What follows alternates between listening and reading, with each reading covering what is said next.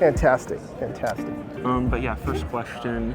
Obviously, with Harris being raised, middle class, she's talked about that a lot, especially at the Chandler rally that we went to.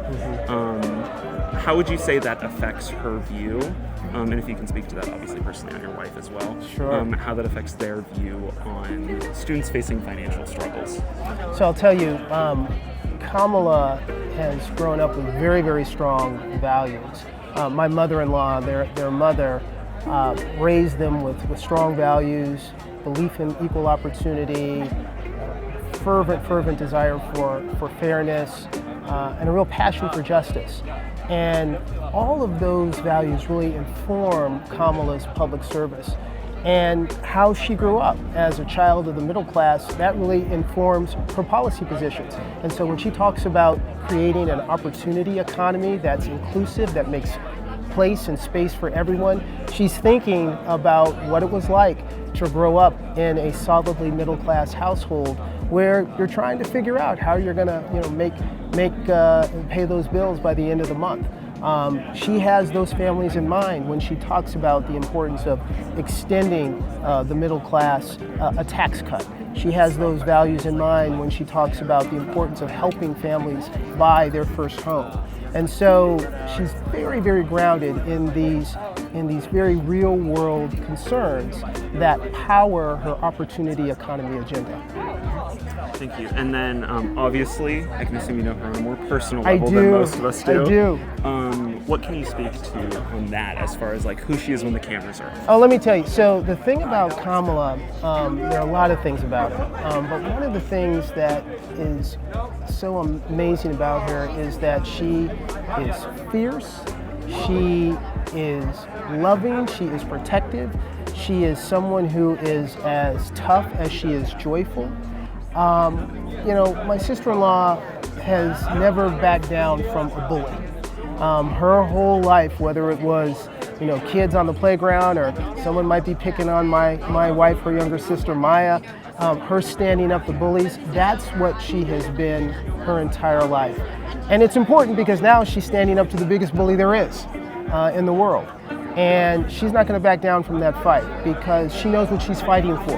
And one thing that she always says is when you know what you stand for, you know what to fight for. And she is fighting for us and for folks who, believe that this country is better when we're not tearing one another down, but we're lifting one another up. It's better when we're talking about bridging divides as opposed to broadening divides. And then obviously speaking a little bit to family, what can you say, because obviously you guys are on the same page about politics, but what can you say to families that aren't always on the same side of politics and are having these disagreements? Well, look, I think that one of the things that's so interesting about what Kamala has been able to do in this campaign, and it's been such a short campaign, it's been the shortest presidential campaign in American history, but she's done something that we've never seen, certainly I've never seen in my lifetime, which is to create a broad coalition that spans everyone from, say, AOC and Elizabeth Warren on the left to Liz and Dick Cheney on the right, and a bunch of people in between. And the reason she's doing that is because this is a moment in American history where people are choosing country over party. And what I would say about folks who are having those disagreements are ask ourselves, what kind of country do we want to live in? There are values which make us unique in all the world. And the thing that's so interesting, so defining about the United States and what my sister-in-law understands is that we're all connected. And in that connectedness is strength. And what she understands is that, what makes this country so unique is not that we share a language or we share the same ethnicity or the same religion, but there's this idea that each of us can pursue life, liberty, and the pursuit of happiness, right? And that's such a powerful idea, but it's a uniquely American idea. And that's why you see so many Republicans and independents, in addition to Democrats, saying, I want to be a part of this movement to help repair our republic, help change the tenor of our civil discourse. And it's why I think she represents something very different, a new way forward. Okay. And then final question, for any students who are still in undecided for Yeah. voting, what would you say to them? I would say, look, this election is really about you. If you are a student and you're thinking about whether or not to vote, I mean, this election is really about you. It's about you and your future. We talk about elections oftentimes being just about, the next 4 years. This is about the next 40, because whoever the president is going to have a whole bunch of appointments to the Supreme Court, and we've already seen with the Dobbs decision how what the Supreme Court decides can have deeply personal effects on our own life.